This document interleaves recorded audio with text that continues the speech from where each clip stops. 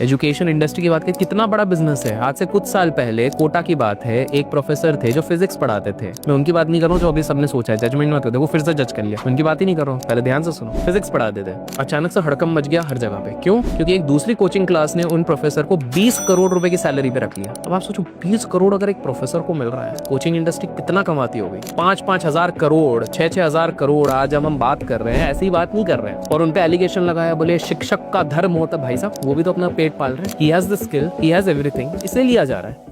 Elon Musk जब young थे तो 12 साल की उम्र में रॉकेट बनाने तक की कला आ गई उनको, किताबें पढ़ पढ़ के। उन्होंने एक गेम बना लिया, एक कोर्स रहता था जिसको कंप्लीट करने में 6 महीने लगते थे, 3 दिन में उन्होंने वो कोर्स कंप्लीट कर लिया। उन्होंने गेम बनाया, $500 में एक जन को बेच भी दिया। इसको हम कहेंगे इनोवेशन एक तरीके से, ठीक है। फिर उसके बाद रशिया के पास वो गए थे, जब इन्होंने देखा कि भैया अपना खुद का रॉकेट होना चाहिए, रॉकेट ऊपर भेजेंगे, अपन सैटेलाइट्स बनाएंगे। तो रशियन वाले बड़ा मजाक बनाने लग गए। ये इस प्लान से गए थे कि 21 करोड़ रुपए में मैं 3 रॉकेट लूंगा। रशियंस वालों ने बोल दिया भैया 21 करोड़ में एक ही देंगे। तो ये हर्ट हो गए। प्लेन में आते आते इन्होंने अपने बंदों को बोल दिया अब अपन ही बनाएंगे। 2 लॉन्च उनके फेल हो गए थे, तीसरा अगर लॉन्च होते तो हवाले निकल जाते। तीसरा सक्सेसफुल हो गया, नासा से इनको $1.5 बिलियन का कॉन्ट्रैक्ट आ गया। फिर टेस्ला जब बनाया था तो तब कोई electric car, self driven car की बात ही नहीं कर रहे थे। तो फिर एलॉन मस्क 2008 में बैंकरप्ट हो रही थी सारी कंपनी, अपना पूरा नेटवर्क लगा दिया। इन्वेस्टर बोले कि भैया अपने आप पे इतना भरोसा है, हम इस बंदे पे पैसा लगाएंगे ही लगाएंगे। उन्होंने लगाया, टेस्ला भी बची, स्पेसएक्स भी बच गया, सब कुछ बच गया।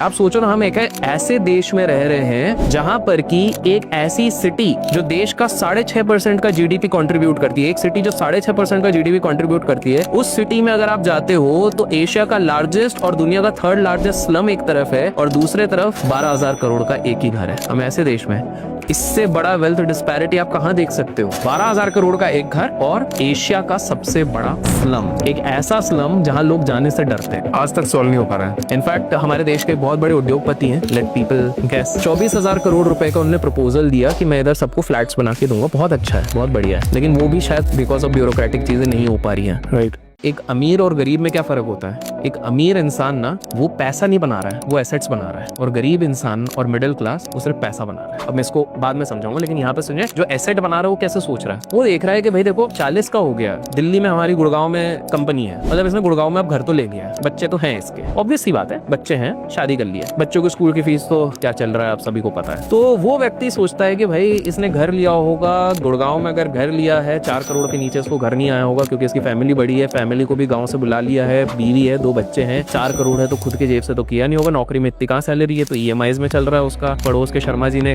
गाड़ी एसयूवी ली थी, तो उसके चक्कर में इसने भी एक एसयूवी ले ली 20 लाख रुपए की, ठीक है, ऑन रोड उसकी 20 लाख समथिंग पड़ गई, उस पे पेट्रोल, इंश्योरेंस, रोड टैक्स, ये वो दुनिया भर की चीजें वो भी उसकी जा रही है। दुबई में आजकल देखा जा रहा है जितने भी बड़े ट्रेडर्स हैं, हर ट्रेडर के पास इसी नंबर प्लेट की गाड़ी, हर ट्रेडर के पास, सबके पास सेम है। ये सेम इसलिए बिकॉज ये सबसे बड़ा स्कैम है। लोगों को लाइफस्टाइल दिखा के, लोगों को लैविश एस्पिरेशन दिखा के भटकाया जा रहा है, उनको पूरी तरीके से डिस्ट्रैक्ट किया जा रहा है, बिकॉज यूथ का माइंड करप्ट हो गया। यूथ के हिसाब से जो दिखाएगा वही असली पैसे वाला है। अब मैं लोगों से पूछ रहा हूँ, बिना गूगल किए, बिना चैट जीपीटी किए, आप कमेंट्स में फटाफट बताओ, ये इधर पॉज करके बताओ, हिंदुस्तान यूनिलीवर अच्छी कंपनी है, उसका सीईओ का नाम लिखो, एशियन पेंट अच्छी कंपनी है, उसका सीईओ का नाम लिखो, एचडीएफसी बैंक अच्छी है, उसके सीईओ का नाम लिखो। चलो वो छोड़ो, हमारे देश के टॉप 3 करंट साइंटिस्ट के नाम लिखो। हमारे देश की जो टॉप 4 कंपनीज है, एक का नाम टी से शुरू होता है, एक का नाम डब्ल्यू से शुरू होता है, एक का नाम आई से शुरू होता है, 3 तो मैंने बता दिए। आप टॉप 3-4 कंपनीज ले ले, आप समझ गए होंगे, लोग पता नहीं समझे होंगे कि नहीं, वो लिख लेंगे। आप इनका देखिए, लास्ट 15 साल से मैं बात कर रहा हूँ, फ्रेशर को जितना पैकेज मिलता था 3 लाख, 3.5 लाख, 4 लाख का सीटीसी, आज भी वही है। आप जाके देखो, कैंपस रिक्रूटमेंट हो रहा है, प्लेसमेंट हो रहा है, कहीं पर भी हो रहा है, वही पैकेज है, करेक्ट। लेकिन वहीं पर अब इनके सीईओस की सैलरी देखिए, ओवर द लास्ट 15 इयर्स 1200% का राइज हुआ है इनके सीईओस की सैलरी में, 1200% का राइज, और इनका मुश्किल से 12-13% भी अगर हो गया होगा तो बहुत बड़ी बात है। फ्रेशर को तो आज वही मिल रहा है। आज भी हमारे देश में 146 करोड़ की अगर आबादी है, उसमें से सिर्फ 2.5 करोड़ लोग इनकम टैक्स फाइल कर रहे हैं और रिटर्न भर रहे हैं। 2.5 करोड़ रुपए, हमारा वो लेवल ही आज तक वहां तक नहीं बढ़ता जा रहा है। तो कहीं ना कहीं ये सारा प्रेशर किस पे आएगा? बाकी सारे मिडिल क्लास और उस पे। काफी लोग 1.5 आने बनते हैं, भाई हम तो टैक्स बचा लेते, हम टैक्स नहीं भर रहे। भाई साहब, सरकार को आप नॉर्मल मत समझो, दे आर स्मार्ट, तभी वो सरकार बनाएंगे। They know how to manage all those things. आजकल तो बचने के और कम तरीके होते जा रहे हैं धीरे धीरे करके। अभी जैसे हम जहाँ पर बैठे हैं वहीं पे अभी मेरे हिसाब से 2 महीने पहले की बात है, अचानक से यूपीआई के नोटिस आए थे 28 लाख रुपए के। सब लोग, सारे ट्रेडर्स, लोगों ने बहुत प्रोटेस्ट कर दिया था यूपीआई के, वो सारी चीजें निकाल। बहुत सारी चीजें सही भी हो रही है, मैं ऐसा नहीं कह रहा हूँ सही नहीं हो रही, बहुत सारी चीजें सही हो रही है। मैं फ्यूचर से आया हूँ, बेसिकली हमने एक यहाँ तक टाइम ट्रैवल की मशीन तक बना ली है इन 2050।